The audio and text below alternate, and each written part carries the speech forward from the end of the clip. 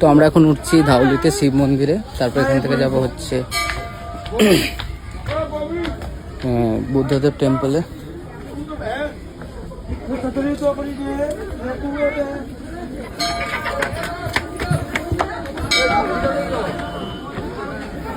এই যে এটা হচ্ছে শিব মন্দির।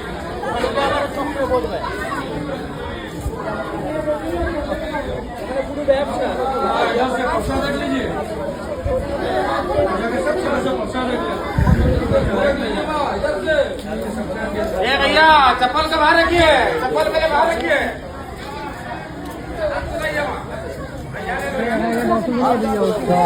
কখন ওদিকে যাবো তো চলো, ওখান দিয়ে পরে চলে যাবো। আর এখান দিয়ে পরে চলে যাবো, চলো তাড়াতাড়ি।